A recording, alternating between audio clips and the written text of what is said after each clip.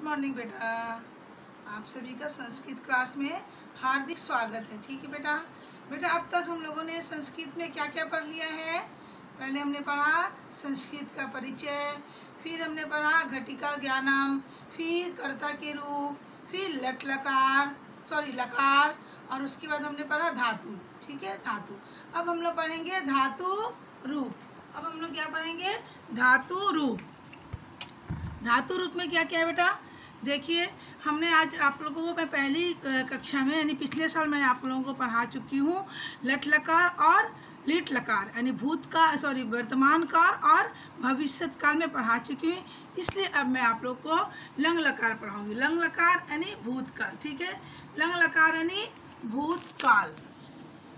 ठीक है, देखिए बेटा, लंग लकार यानी भूतकाल, इंग्लिश में बोलेंगे पास्ट टेंस। ठीक है, इसमें मैं पट धातु के लिए हूँ। इसके पहले मैं धातु में पढ़ा चुकी हूँ कि धातु किसको बोलते, क्रिया के मूल रूप को।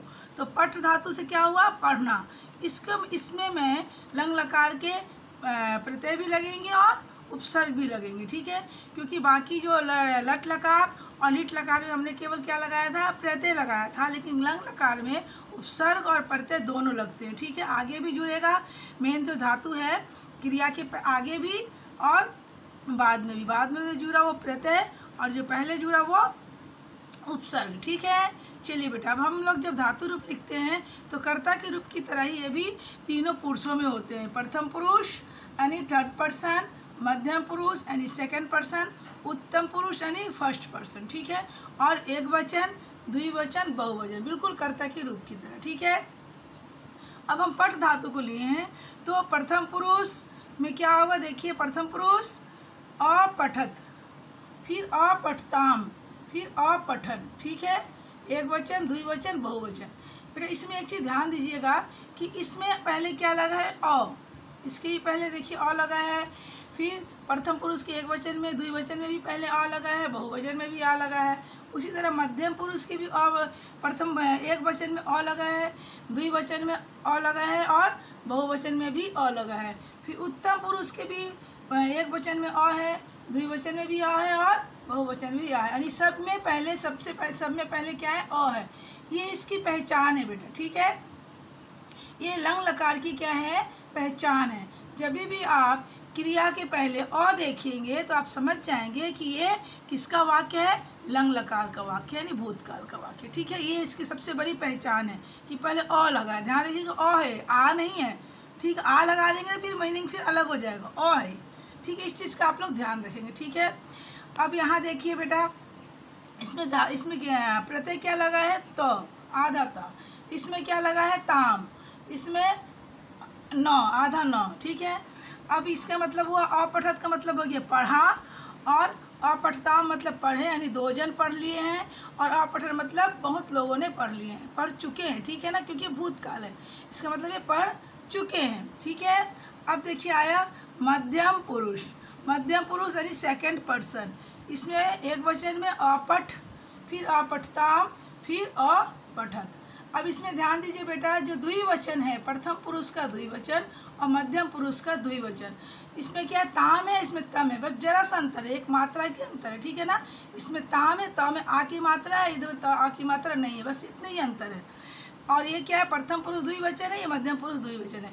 लेकिन दोनों का हिंदी में तो दोनों इसका ही मतलब पढ़े, इसका ही मतलब पढ़े, लेकिन संस्कृत में दोनों का मीनिंग अलग है। ठीक है, दोनों का मीनिंग अलग है।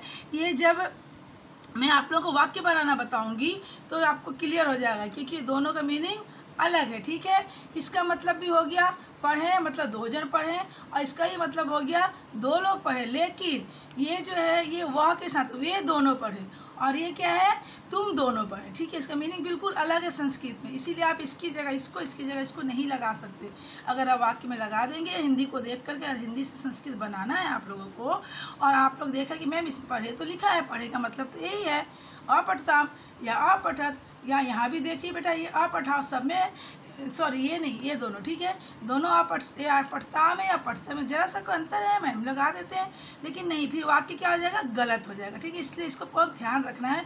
और याद करने के लिए देखिए, प्रथम पुरुष का द्विवचन में ताम है और मध्यम पुरुष के द्विवचन में तम है। ठीक है, फिर यहाँ देखिए बहुवचन अपठत। अब यहाँ भी देखिए ये प्रथम पुरुष एक वचन में भी अपठित है और मध्यम पुरुष बहुवचन में अपठित है, लेकिन दोनों में अंतर है। क्या अंतर है? इसमें हलंत नहीं लगा है और इसमें हलंत लगा है, ठीक है, इसी चीज़ का इसमें अंतर है। अब आप इसकी जगह इसको या इसकी जगह इसको अगर लगा देंगे हिंदी से संस्कृत बनाते समय तो सारा वाक्य आपका गलत हो जाएगा, ठीक है, इसलिए इसका आप ध्यान रखेंगे, क्योंकि मध्यम पुरुष बहुवचन के कर्ता के साथ ये जुड़ेगा और ये प्रथम पुरुष एक वचन के कर्ता के साथ जुड़ेगा, ठीक है।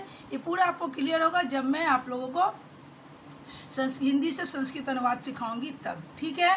अब ये चीज़ का आप लोग को थोड़ी छोटी अंतर है, इसको आपको ध्यान रखना, ठीक है। इसका मतलब अपठ का मतलब हो गया पढ़ा और अपठतम मतलब पढ़ें और अपठत मतलब पढ़ें, ठीक है। अब देखिए बेटा, और ये मध्यम पुरुष एक वचन द्विवचन बहुवचन कर्ता के साथ ही ये जुड़ेंगे, दूसरे के साथ नहीं जुड़ेंगे, सबका अपना अपना स्थान इसमें स्थित है, ठीक है। अब आया उत्तम पुरुष यानी फर्स्ट पर्सन, उत्तम पुरुष फर्स्ट पर्सन। अपठम, देखिए इसमें भी पहले अ है और लास्ट में अधम है, अपठम यानी पढ़ा, ये किसके साथ जुड़ेगा? उत्तम पुरुष। उत्तम पुरुष एक वचन की कर्ता के साथ इसको हमें जोड़ना है, ठीक है। फिर अपठाओ, अपठाम, ठीक है, इसका मतलब पढ़ा, इसका मतलब पढ़ें यानी दो जन पढ़ें और इसका मतलब बहुत लोग पढ़ें, लेकिन जब इन सभी का मतलब जो है अलग है और इन सब का अपना अपना स्थान निश्चित है, इसमें क्लियर है कि जो जिस वचन और जिस पुरुष का कर्ता होगा ये उसी वचन उसी पुरुष से क्रिया भी ऐड करेंगे, ठीक है। इस क्रिया को हम, जैसे ये प्रथम पुरुष एक वचन का क्रिया है तो इसको हम कर्ता में जब हम इसको लगाएंगे और जब हम वाक्य बनाएंगे तो प्रथम पुरुष एक वचन के कर्ता के साथ ही इसको हम जोड़ेंगे, ठीक है।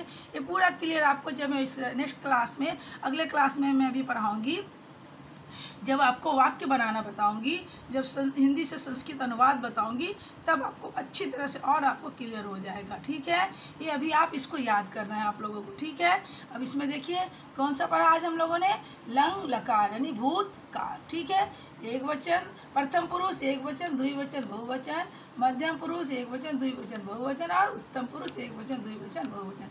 अब मैंने क्या बताया बेटा, इसकी पहचान क्या है? इसकी पहचान है कि सबसे पहले अ लगा है, सब में देखिए सब में अ लगा है ना, तो इसकी ये पहचान है, ठीक है बेटा, ठीक, ओके बेटा, थैंक यू।